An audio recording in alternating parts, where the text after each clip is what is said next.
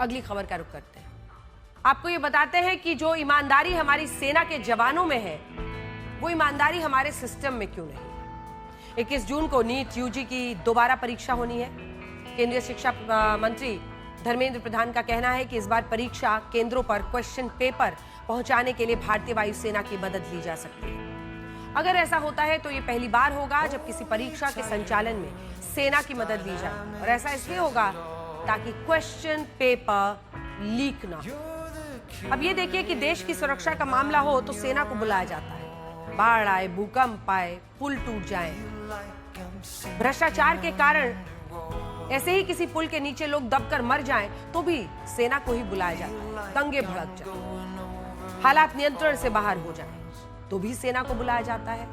चुनाव कराने हो, दुर्गम इलाकों तक लोकतंत्र पहुंचाना हो तो भी सेना।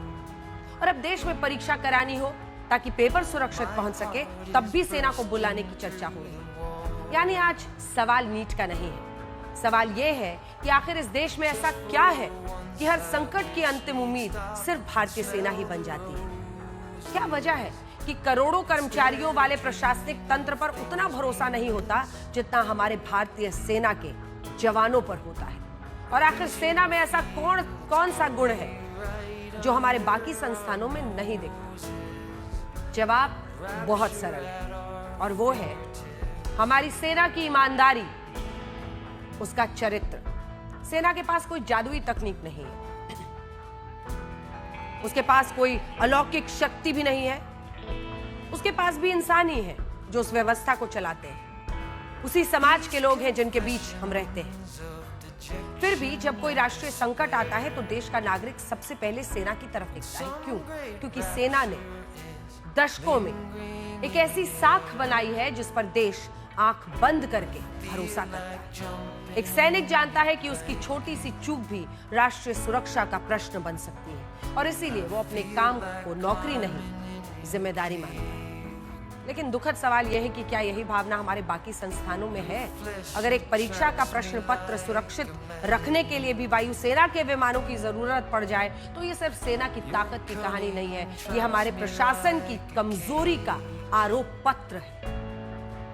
इसका मतलब यह है कि जिन संस्थानों को ये पर भरोसा ही कम पड़ गया, इसका मतलब यह भी है कि पेपर लीक सिर्फ अपराध नहीं रहा बल्कि व्यवस्था की विश्वसनीयता पर हमला बन चुका है। हमारी सेना के जवानों में ये ईमानदारी इसलिए है क्योंकि वहां जवाबदेही है, वहां गलती की कीमत तय है, वहां कर्तव्य सर्वोपरि है, वहां व्यक्तिगत लाभ से ऊपर संस्था की प्रतिष्ठा रखी जाती है। लेकिन हमारे प्रशासन, हमारे सिस्टम में ऐसा नहीं है। इस मामले में जिस महिला टीचर ने पुणे के कोचिंग सेंटर को नीट यूजी का पेपर लीक किया था, उसकी मासिक तनख्वाह 1.5 लाख रुपए। इस टीचर का नाम है मनीषा संजय हवलदार,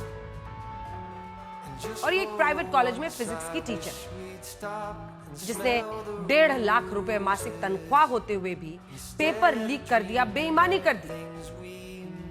1.5 लाख महीने में इनका मन शांत नहीं हो रहा था। लेकिन हमारे जवानों की औसत मासिक तनख्वाह जानते हैं कितनी है? सिर्फ 40,000 रुपए।